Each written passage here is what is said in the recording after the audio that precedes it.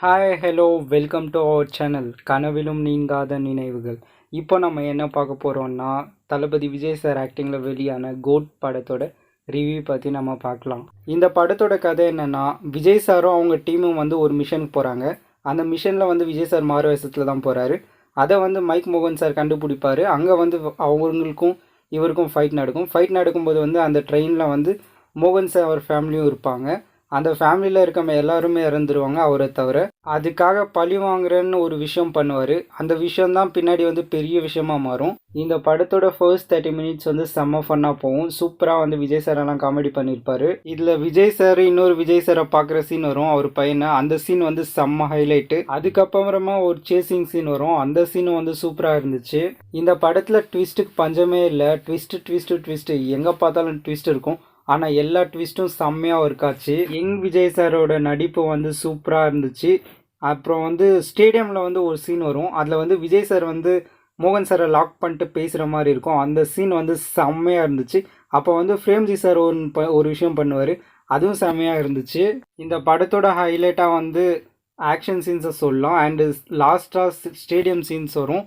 விஜயகாந்த் சாருக்காக ஒரு விஷயம் பண்ணியிருப்பாங்க. அந்த விஷயம் சூப்பராக இருந்துச்சு. அது எனக்கு ரொம்ப ரொம்ப பிடிச்சிருந்தது.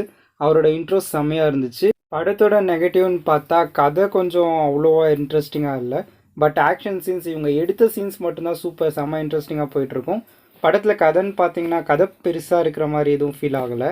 பட் ஆனால் போர் அடிக்காமல் விஜய் சாரோட பெர்ஃபார்மன்ஸில் வந்து இந்த படம் கலக்கிட்டார். விஜய் சாருக்காகவே இந்த படத்தை எவ்வளோ டைம் வேணாலும் திருப்பி போட்டு பார்க்கலாம். அந்த அளவுக்கு விஜய் சார் வந்து பெர்ஃபார்மன்ஸ் பண்ணியிருக்காரு. நமக்கு கதைலாம் முக்கியம் இல்லை, நமக்கு முக்கியம் ஒரே ஒருத்தர் தான். அவருக்காக நம்ம என்ன வேணால் பண்ணலாம். அதான் விஜய் சார். அவருக்காக வந்து நம்ம எவ்வளோ வாட்டி வேணால் இந்த படத்தை பார்க்கலாம். பிரசாந்த் சார் ஆக்டிங் இந்த படத்தில் நல்லா இருந்தது. அப்புறம் விஜய் சாரோட டான்ஸ் ஸ்டெப்ஸ் எல்லாம் சூப்பராக இருந்துச்சு. இவங்க Vijay sir, Prashanth sir, Prabhudev sir இவங்க 3 பேரும் ஆடுற டான்ஸ் வந்து சூப்பராக இருந்துச்சு. இந்த படத்தில் தலையோட ரெஃபரன்ஸ் சூப்பராக இருந்துச்சு. அண்ட் மிஷன் இம்பாசிபிள் படத்தோட ரெஃபரன்ஸும் வந்து சூப்பராக இருந்துச்சு. அந்த தீம் மியூசிக்கும் செமையாக இருந்துச்சு. கேப்டன் சாருக்காக இவங்க ஒரு விஷயம் பண்ணியிருப்பாங்க. வி மிஸ் யூ சார்னு ஸ்டார்டிங்லேயே வரும்.